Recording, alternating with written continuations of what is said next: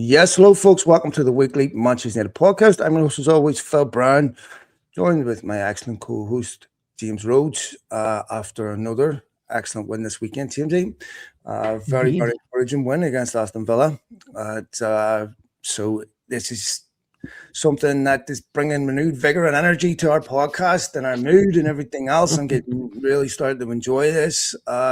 Recording podcasts after a win, I'm sure it's a dagger in the heart for some of other Manchester United media outlets who thrive on negativity and that's catnip to them.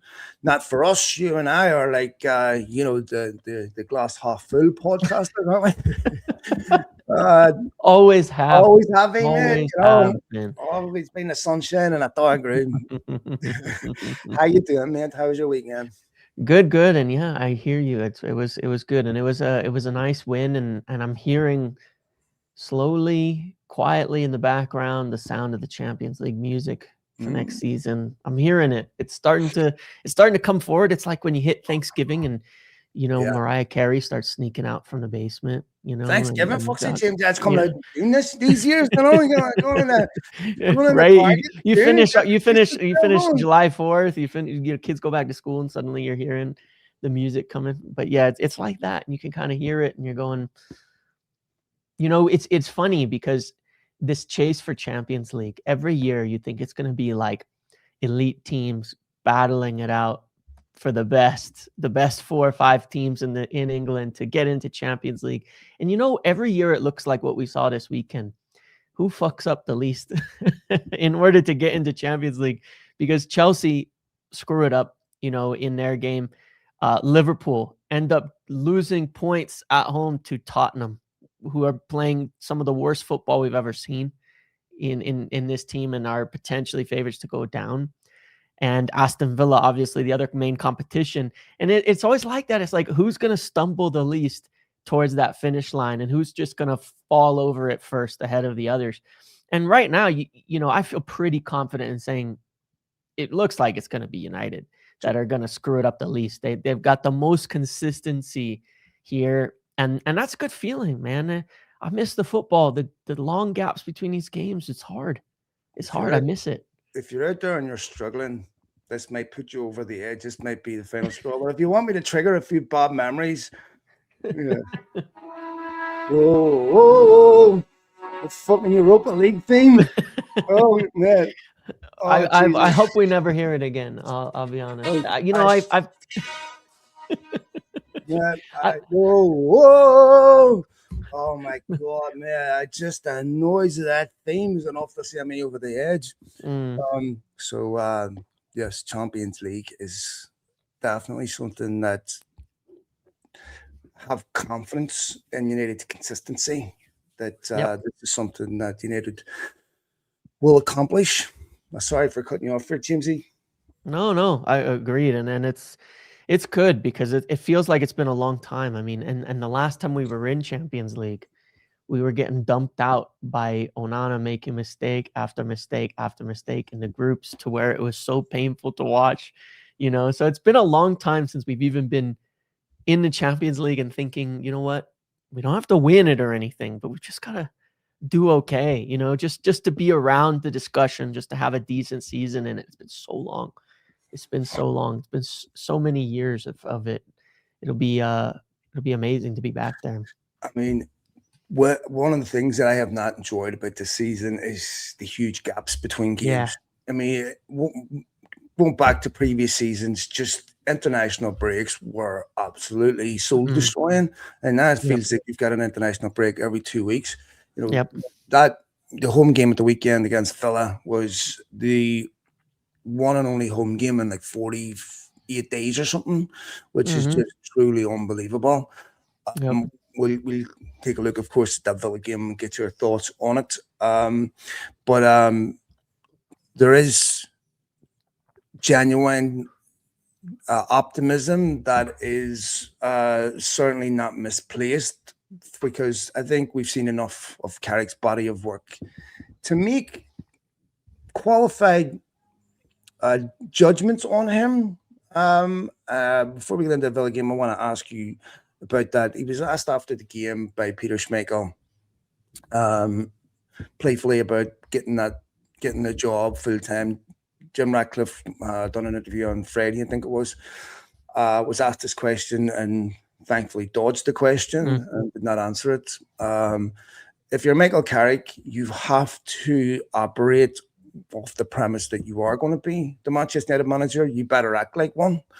And even if James, let's say he didn't get it, right? Yeah. If he got United in the Champions League, he's going to walk into another top job somewhere. Oh, yeah. Right? 100%. I mean, there's a bunch of Premier League jobs that'll be available to him this summer, I know that his record at Middlesbrough is used against him, but I wonder, and maybe, James, if he goes to another football club, he doesn't have this type of impact because he's at Manchester United, because he knows the football club, because of United's unique needs, his personality, his characteristics.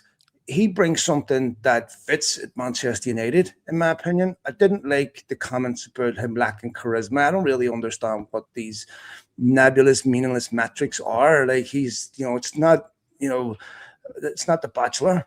I mean, I don't care about charisma. I mean, Fergie had, you could argue, some people would say it was charismatic, some wouldn't. But he brought a specific skill set that was exactly what United needed. And I'm not really concerned about the charisma.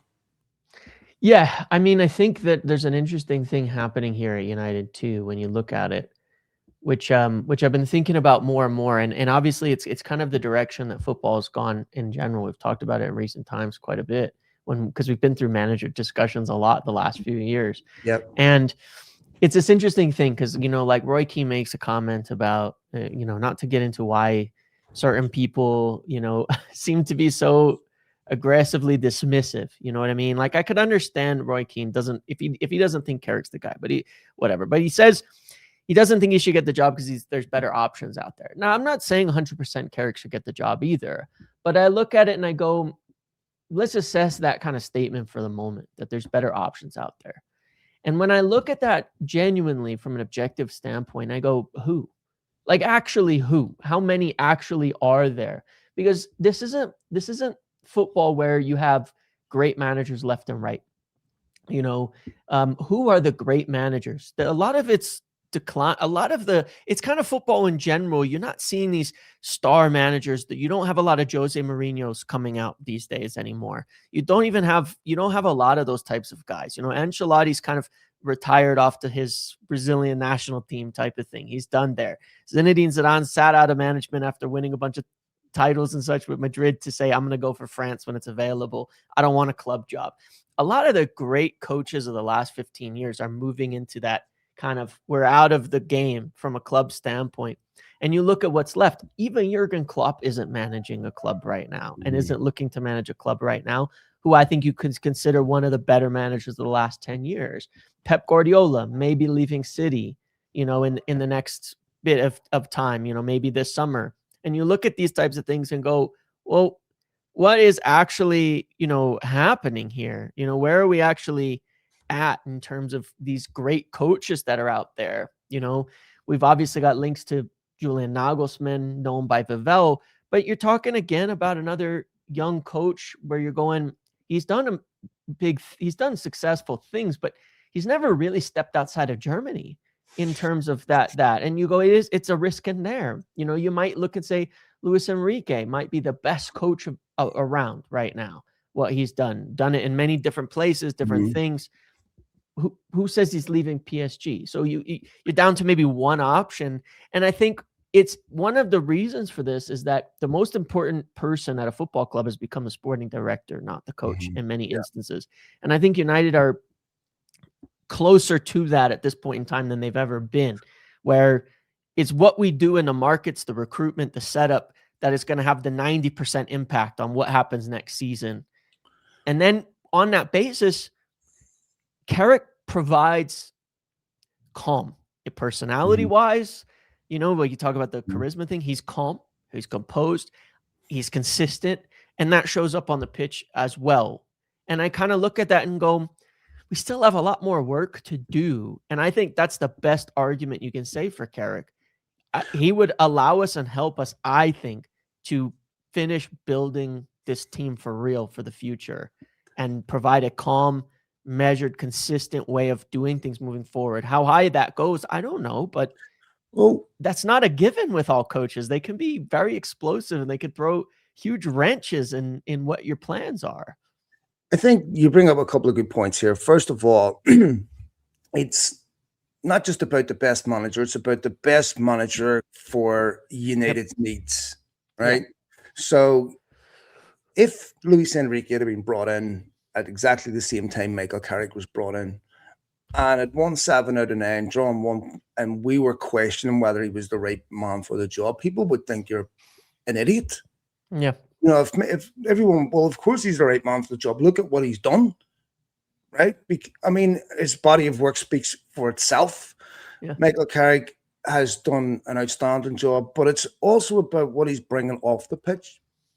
Because of his controlled composure, his demeanor, that's translating to the players. You can see that there's a trust in the players, where there's a confidence and there's a consistency. And, you know, the questions that's been asked of Michael Carrick as a professional, he's answered emphatically. I mean, you talk about great coaches, the Bodo Glimt coach, right? Kjetil Knudsen. Why wouldn't he be in the running for a top job?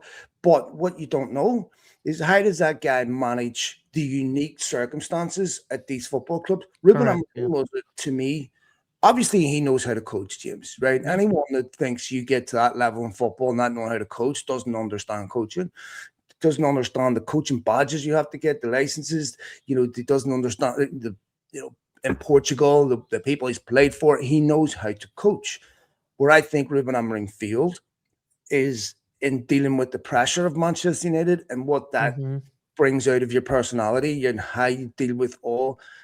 And United is unique in that sense. No other manager in the Premier League has to deal with a number of legends from an imperious part of your history, all of whom have big platforms and constantly just throwing jabs at you. And some of that has to be as a result of personal issues they have with the football club.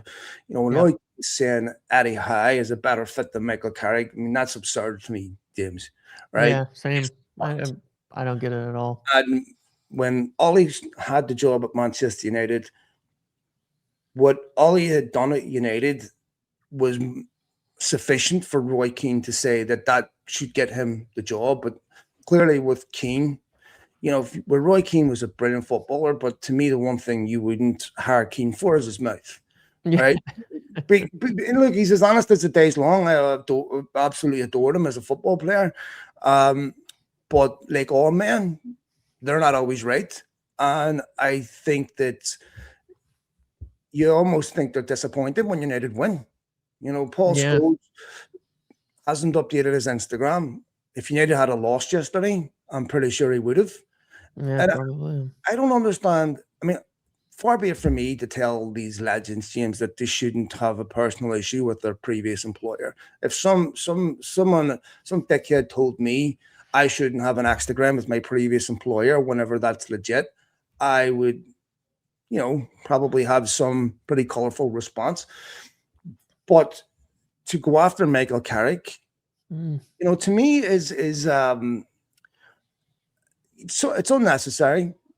It adds enormous pressure to Michael Carrick, and it makes that job harder. And these are the same people that recoil whenever they get criticized themselves, because apparently you need to have a big enough, thick enough skin to take abuse and criticism at Manchester United. But podcasters, which is what, you know, these guys are now, you know, don't believe they should be taking criticism in response for their critiques. So it's a very, very difficult job. You have, even in this current moment, like, say what you want about Martin Keown, right? He has this juvenile love of Arsenal. Yeah, that reminds you of a young teenager. I enjoy that from pundits for their own team. You know what I mean? Well, like, it infuriates me every single day when I see another thing Gary Neville said, and I'm like, what are you doing, man? Like, every call that goes for United is the wrong call. Everything that goes United's way is the wrong thing. Everything, and I'm just going, what is your problem? Like, I don't even get it. It doesn't even make sense for him. He works with United on the stadium project and things. Like, why does he have it out for him? I don't get it. I don't understand that. But I agree with you. It's like you're allowed to be shameless in support of your club, and I think it's a nice thing to happen. I mean, when I watch the show, the Champions League show on Paramount Plus, obviously you got Thierry Henry from Arsenal, you've got Jamie Carragher from Liverpool, you got Michael Richards from City, and they all dearly love their former clubs, and they all are totally biased unabashedly for their former clubs, and they all admit it, and there's nothing wrong, and it's fun to watch in that sense. It's entertaining and it's enjoyable, and I'm going, I wish we had somebody up there giving love to our team when they did things right, and giving that support. Especially whenever, if someone else is accomplishing that, they are just full of praise for them. Yeah. It's not jealousy or anything. It's like full happiness. Well, if I don't know, if say Enzo Maresca was having the season Michael Carrick is having, Gary Neville would be waxing lyrical about him. Of course. And you're sitting there going, he's passing judgment on CSGO, and he made sure you knew he's not the perfect striker. Great. Yeah. No one is in any doubt about that, right? Yeah. I mean, no one needs you to tell him that a crow that a crow is black. We know that, right? Yeah. That's, to me, one of the most exciting things about Benjamin Sesko is there's still a lot of development left there. Yeah, a lot. But if you're telling me that if Benjamin Sesko was scoring goals for Arsenal at the rate he's scoring them for United, not only would Gary Neville be, using all sorts of superlatives to describe him, he would be using as a stick to beat United with, saying, see, you should have got him, and this is what happens. I mean, there's clearly a very personal issue, and I've talked about this before on this podcast. Ed Woodward didn't want to hire the class of 92 in key positions. The only one that really got any type of position in the football club really was Nicky Butt, and Nicky Butt was upset he didn't get John Murder's job. Yep. This is why Ryan Giggs didn't get the job. This is why they had this perfidious influence at United, and there's clearly resentment towards the football club based on the fact that they didn't get hired in key positions, and those positions have gone to other people. What I'm not sure about is if there's a personal issue between Michael Carrick and Solskjaer. Roy Keane, of course, is very close to Solskjaer. I think Keane was upset Ollie didn't get that job again. Yep.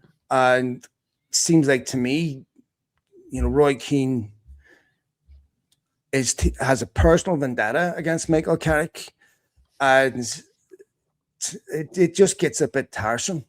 And I mean, the Michael Carrick, if you look at the league table since he's come in, is the most successful manager in the league. That is absolutely incredible. Yeah. And we'll get to the Villa game right now, but I just feel that when you heard Ruben Amorim personally name check Gary Neville relative to Jason Wilcox, clearly that was, to me, one of the worst things you could have done, because Gary Neville will have got a stiffy at that. Yeah. Right? So now you're using me to go in and breach. Sorry, but fuck Gary Neville. Right? Yeah.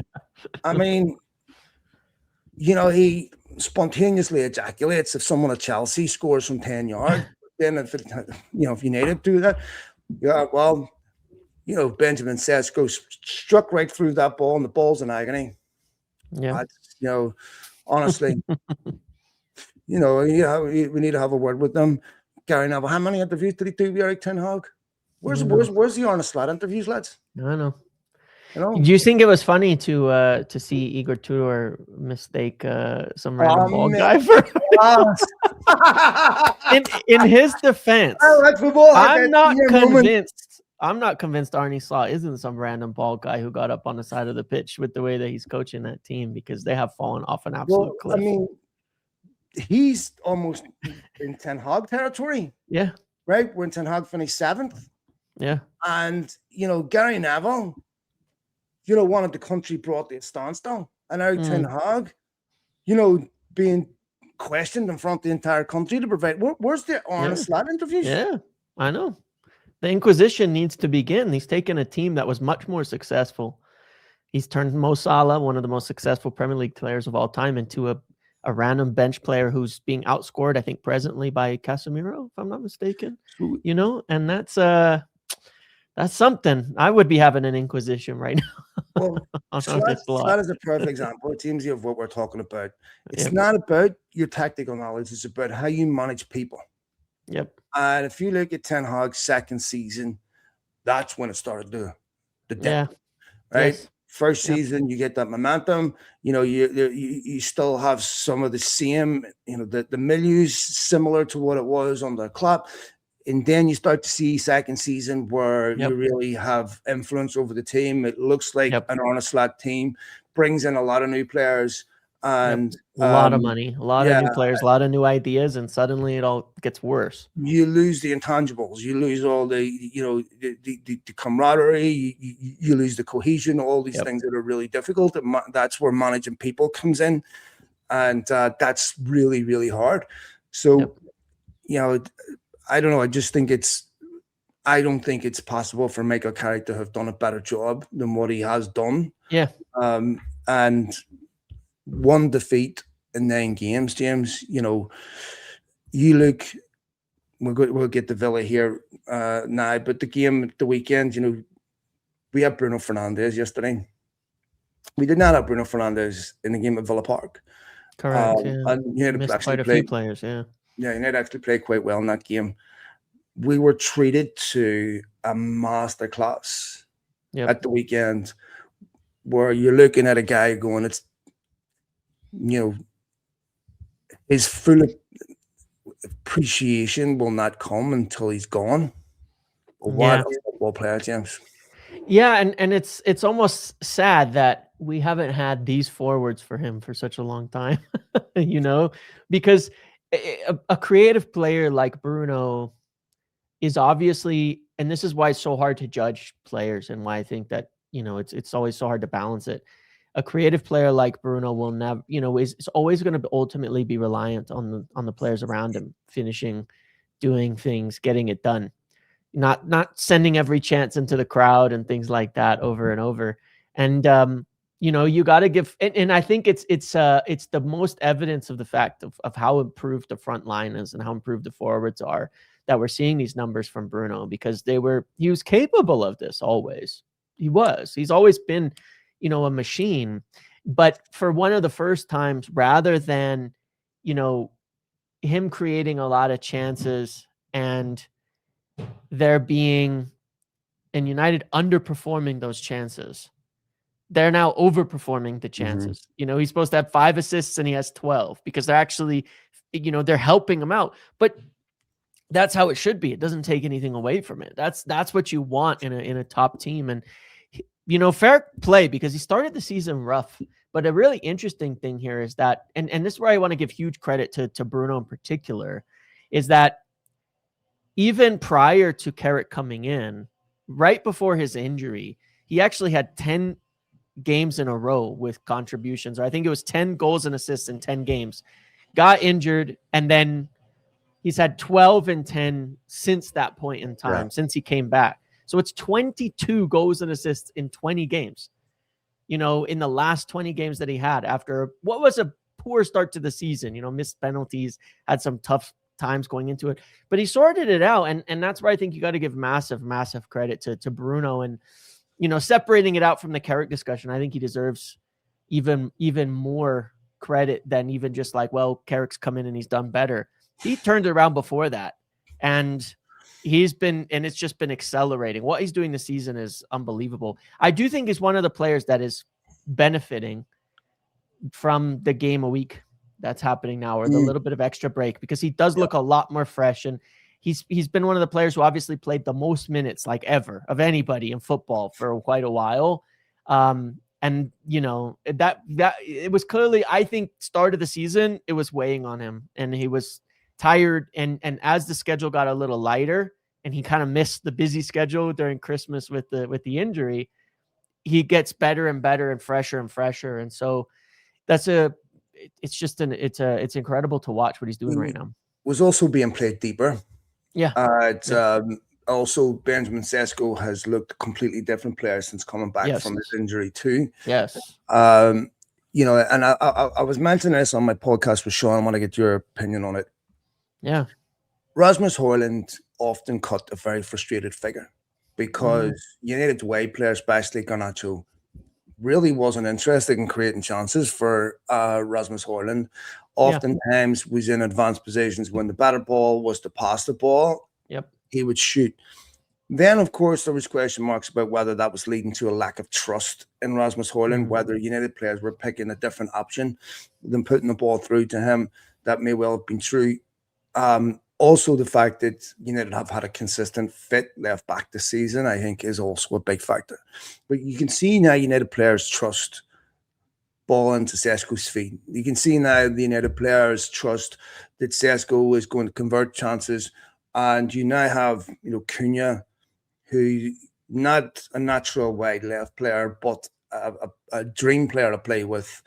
Yeah. And they're creating chances for us. I mean, before United brought Sesko on, James, the weekend against Villa, there was a number of times where the balls come across the box where you're like, Jesus, that it's just missing an actual striker, right? Yeah. Especially when you've got Mbumo in this current form.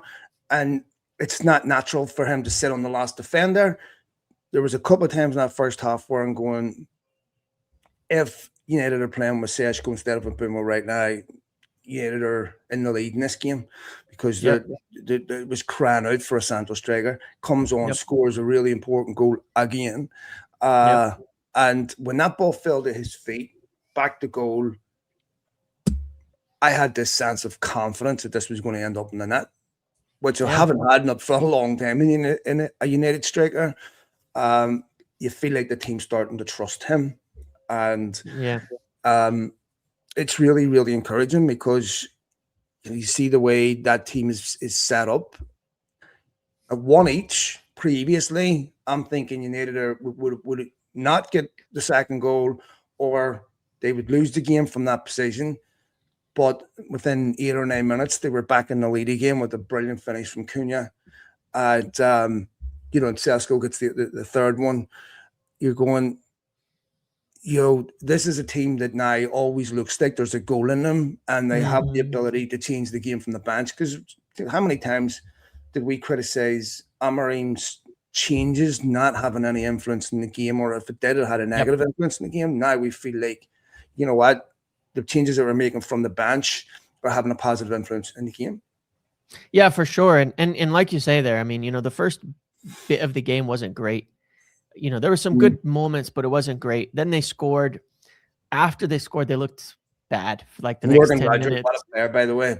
Yeah, they looked bad for about the next 10 minutes, and you're thinking, and then they concede, and you're going, I've seen this story so many times before. But I think what's so important is that they then turned it around again. You know what I mean? And it's like that was, you know, in the past many times we've seen that where they go. They score, they sit back, they concede, goes to shit, then they're going to concede again. And in this instance, though, I think that was the part that made me the happiest and settled in is after they conceded, they go and score again, 71 minutes. And from there, the game was over. They didn't, again, fall back into that pattern of resting on their laurels and saying, we got another goal. They just kept going, kept pushing, kept making it happen after that.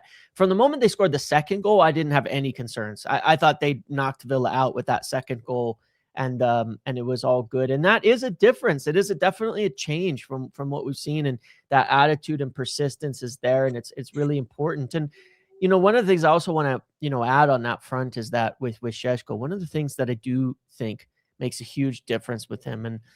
And I think that what is very exciting is he still has room to grow is that, you know, when he got that third goal and some of the things he's done recently, instead of just waiting for service as well, he's showing a lot of those instincts to hunt the ball, to find the ball, right? You look at the header against Palace, I think it was, maybe it was Everton. No, it's Palace, right? Where, you know, the cross comes in. It's just not just a 6'8" leaping header. He's got to get in front of a defender, hunt that cross down, step in front of it and get it right. And it's the same thing in the cross against West Ham. He's got to find it. And it's the same thing in this game against Villa. The ball's bouncing in the box, leaps over Onana, the Villa midfielder, leaps over him, gets it, turns and fires it. He has that instinct that is building the hunger, the fight, not just to wait for the ball, but to go get it. And I think that instinct is one of the things that does separate strikers who maybe are always going to be just average to strikers who can be really, really special. And he's not the same player, but I was saying it actually starts to remind me a lot of Cavani when he was here, because that was one of his best things that he would always do. He's always moving, always looking for the ball, not waiting for service, but hunting it, hunting the ball, hunting the goal, hunting at.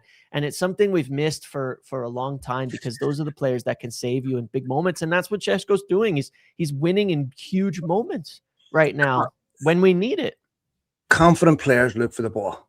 Yeah. When players are not confident in possession, maybe they're lacking technical ability or it's just for other reasons, they hide.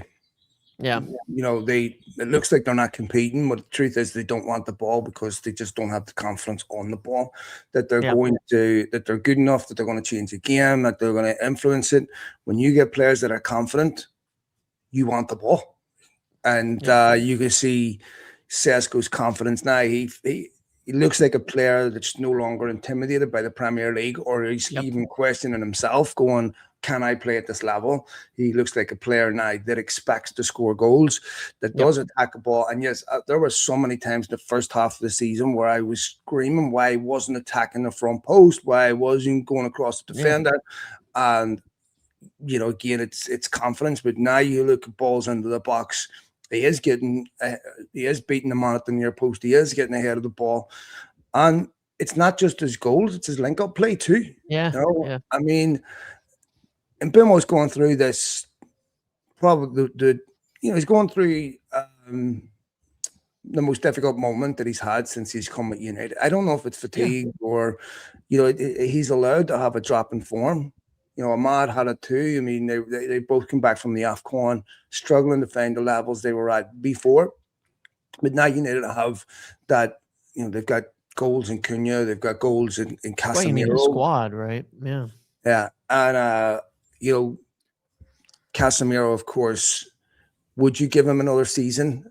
It's very, here's the thing. He scores so many goals from set pieces, James, right? Yeah. He's fantastic at that. He scored against Newcastle the week, the game that United lost. Of course, scored against them in the League Cup final. Was almost the same goal in a way. He gives United, considering he's not the tallest. His ability in the air is unreal. Like the instincts, it's incredible. There's probably nobody better in the Premier League at reading the ball in the flight and making the leap right now than him. So intelligent with his movement. Yeah. Next season, let's say with Champions League, that pace of Champions League will suit him. Do you think it's possible United could find a solution, and should they?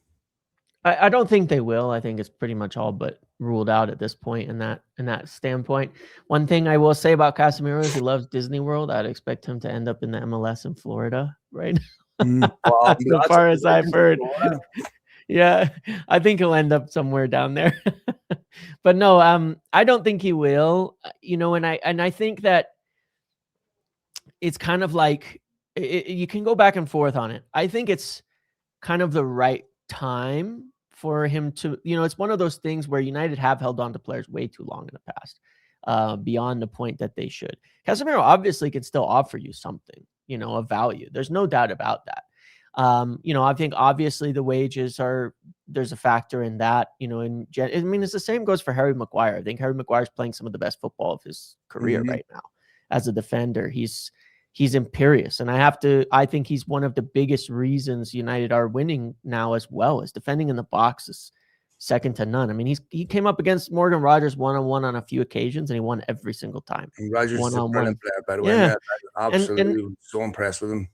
So it's like, but you still look at Maguire and you go, he might get another season, but I think partially on that basis, you're looking at he's on significantly lower wages already. That'll probably go down and, other factor. But I think it more comes into the point of, this is the season where United are going to rebuild. They have to do this midfield thing. They have to really figure this midfield out for the future, for the long haul.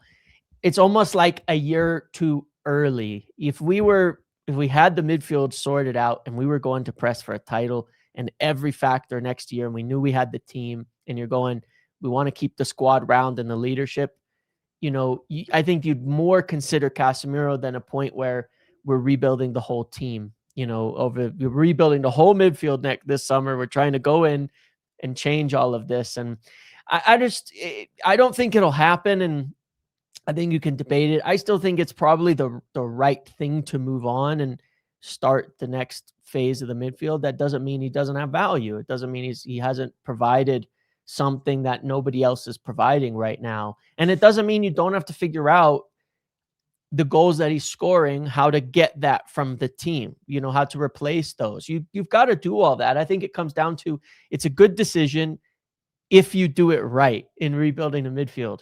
And it's a bad decision if you do it wrong. Then you're going to go, oh, we miss Casemiro. You know what I mean? Of course. And it's very, very hard to get right, because Casemiro offers, same with Maguire, so much more than just their contribution on the pitch, the leaders off the pitch. And, both of them face a question where if they want to stay, let's say both of them wanted to stay at the highest level, they're going to have to take a pay cut somewhere, right? At United or the next football club they go to, because no one's going to pay them, that wage that they were on at United. If they want to go to Saudi Arabia or somewhere like that, then they can continue to make money at the rate they're making it at, but they sacrifice top level football. I don't know with Casemiro, Champions League next season, maybe he says my best option to stay at this level for another year is to stay at United. Now, if the World Cup was a year away from now, I think Casemiro makes that decision and says, I want to stay at United for another year. But the World Cup's this summer, so this would be the perfect time for Casemiro to do that. To leave before the football leaves him. But I do think that's fair. I mean, there is a point here where Casemiro has accomplished everything. This will be his last World Cup. He probably does want to cool off a bit and not be, I kind of suspect that's part of it as well, frankly. Yeah, maybe, he's got a young family, consistently, the life you have to live at this level is almost inhuman. Yeah. And it's very difficult to get right. And when you're at this stage of your career, maybe moving somewhere to Miami or Saudi Arabia where you've got lovely weather and, it's a whole different lifestyle. And, it would be a family decision, of course. Maguire, I mean, I would worry about United losing both of those, James, because Elliott is just not someone you can consider a long-term option. Mason Mount, United have a big decision to make with Mason Mount this summer. When we're talking about they're going to time Malacia and all that, players that just for whatever reason they're just not fit enough to justify that type of outlay. United have a massive decision to make with Mason Mount. Yeah, and I think the trouble you're going to run into is he's on pretty significant wages. You still owe a fair bit of money, and he hasn't been able to stay healthy. And I think he's actually been quite good this season when he's played, and that's what makes it such a shame in that sense. But they do have a big decision to make there. I would suspect, with a large squad, with a large, with a lot of games next year, if he leaves, do you need to replace him? It depends what you do in the midfield. It depends what happens with other players. But I think the part of the concern you have is that you probably have to do what you did with like Anthony, Højlund, and work out some kind of loan to move Mason Mount on, right? The problem with that is, where does he stay fit? If you go back to the start of February, Michael Carrick said Mason Mount will be back for the game at the weekend. Minor thing, he'll be back. And then he'll be back again. Well, next week.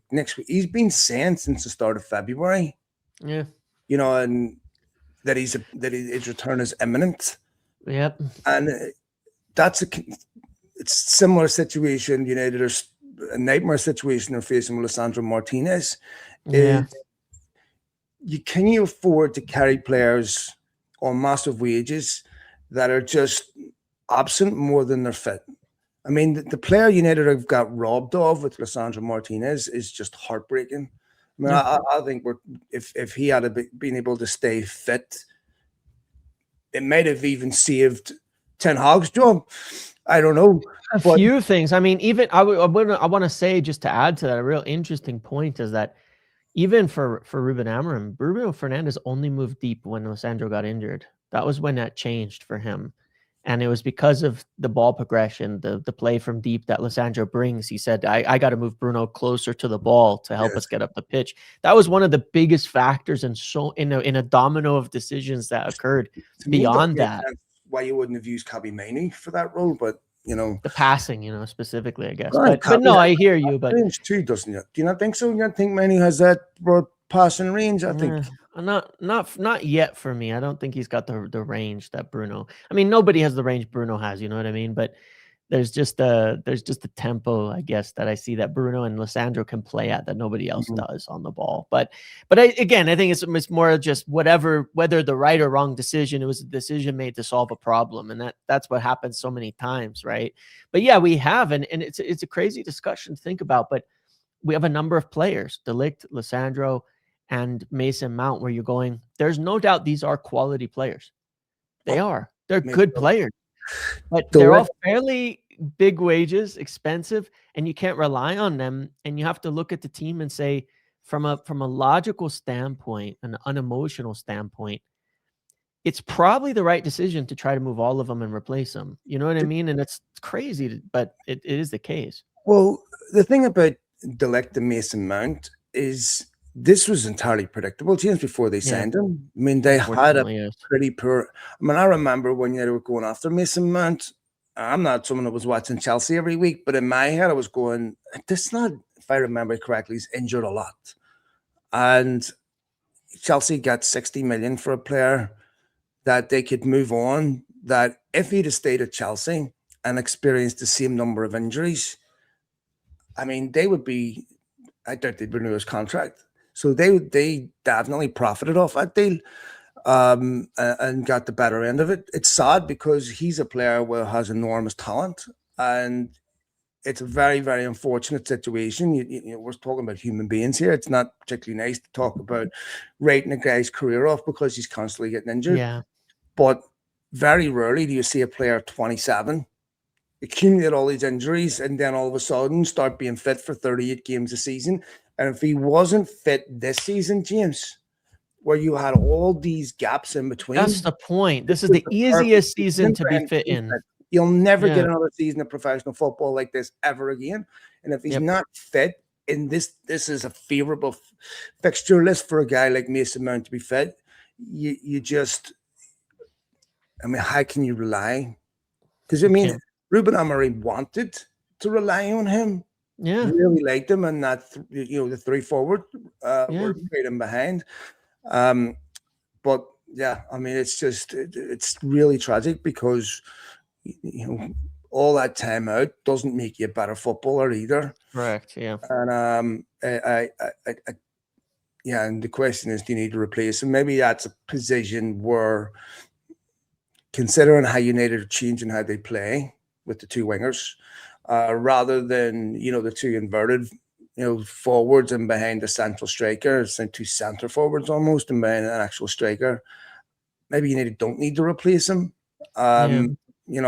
Hopefully Shea Lacey can stay fit and we can get a look at him before the end of the season and get a question maybe for him to put himself in Michael Carrick's thoughts for next season. Yeah, well, I think the bigger thing I think about with the way we're changing things is who's Bruno's backup. Because we do have, if we have 50, 60 games next year, very likely, not the 40 like we have now. I'm not saying Bruno's going to get injured again. I mean, the fact that he did pick up an injury this season for the first time like ever. But he managed to somehow come back in a month because he's got just the most insane work and genetics and whatever you would have in that. But still, you have to consider it would be good to be able to give Bruno a rest because he will get You know, again, I do consider that some of the slowdown in his form was due to overwork, and some of the big improvement is due to lighter schedule. You want to preserve him for the moments that matter. Bruno Fernandes shouldn't have to play in every League Cup game. You know, Bruno Fernandes shouldn't have to play in every FA Cup game. That's where I'd keep Mason Mount for. And I wonder if Mason Mount is not this, you know, I guess I'm looking at, in the way that we're changing, Mason Mount would be purely a backup. Could it work in that respect in rotations? Even then, you don't know. But I do think if he went, you'd need to know who's Bruno's backup, who's going to play for Bruno in the League Cup.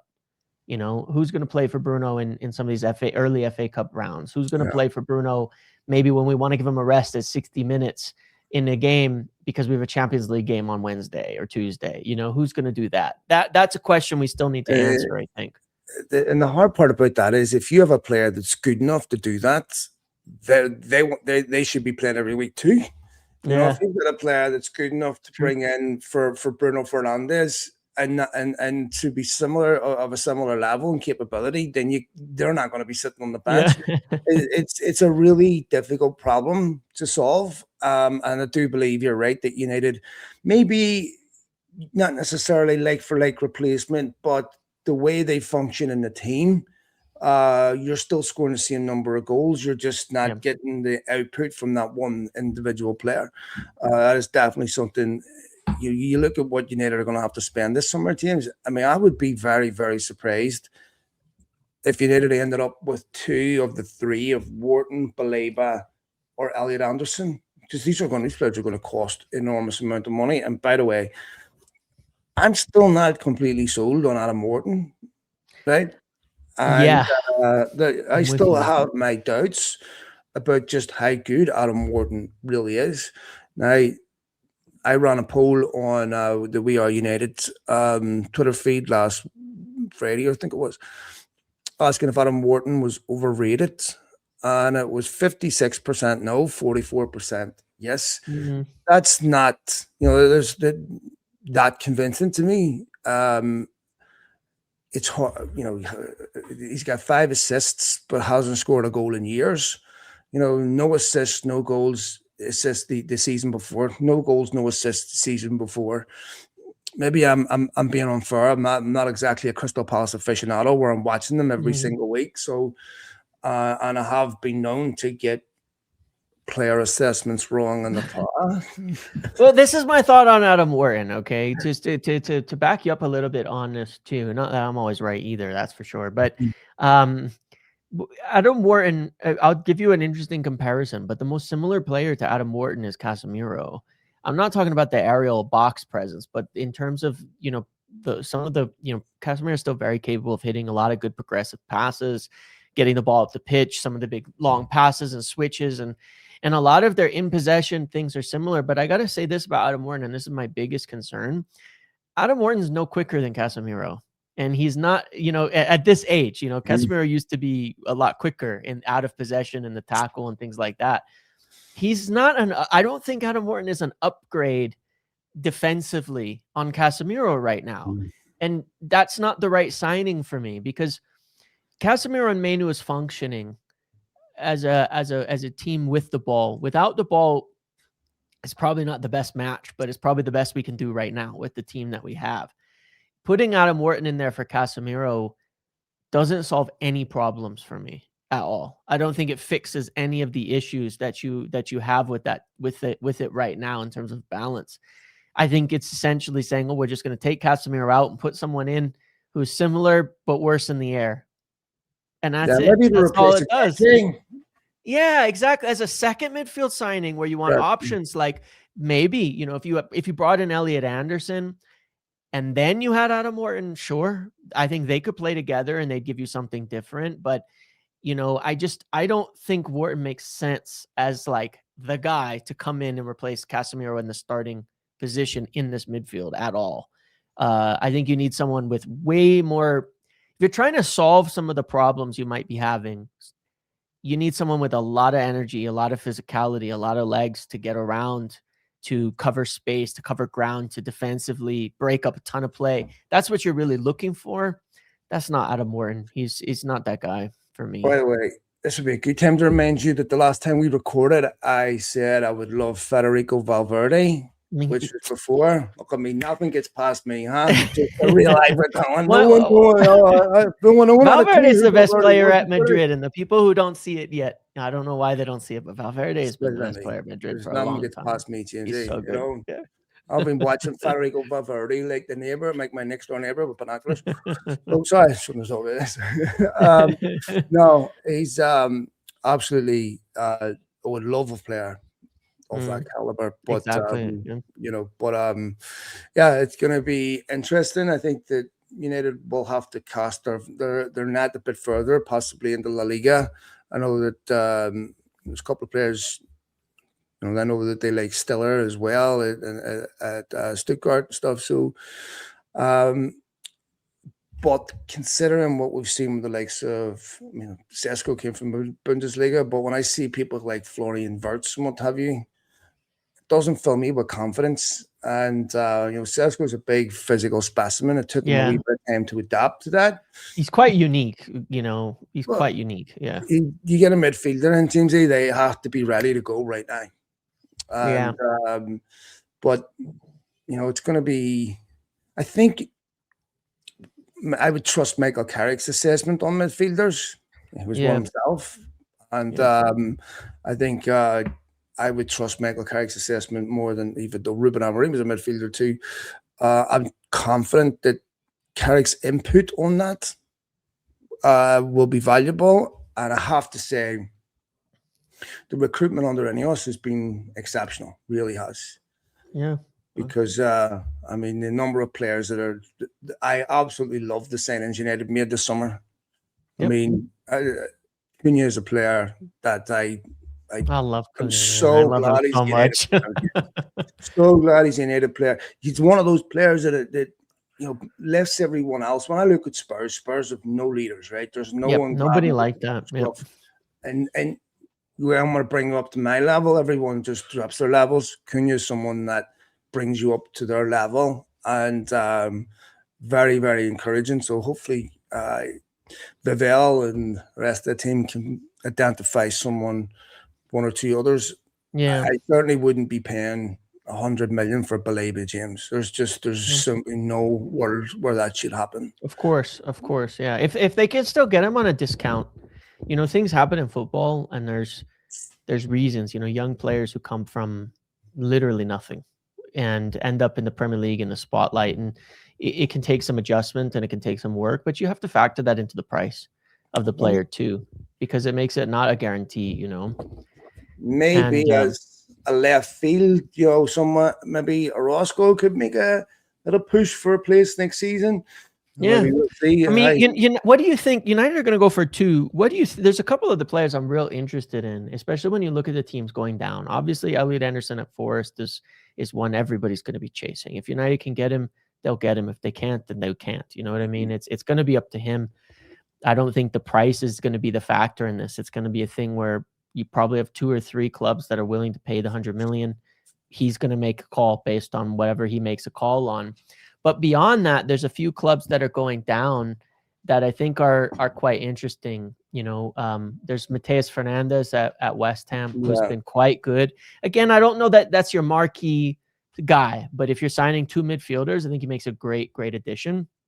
And the other player I really, really like every time I watch him is João Gomez at Wolves. I think he's a really, really, really consistently good number 6 in the Premier League, who just keeps doing it week in and week out. And they've done it against big teams. And, you took Cunha from Wolves, and there's certain players who you can kind of tell have an attitude of they're going to keep fighting. And Wolves could have given up. And it's one of the things where, I look at the team and I go, there's players in that team who didn't give up. And even if they still get relegated, there's guys there who have shown immense character at that club right now that I would be happy to take. And João Gomez is one of them as a potential 40 million option. If they get relegated, he'd be one of the better buys most sensible signings I think you could do this summer, especially if you're looking to replace Manuel Ugarte, which you might be looking to do. You get something, it's a known quantity in that sense for a good price. I think it'd be huge for United.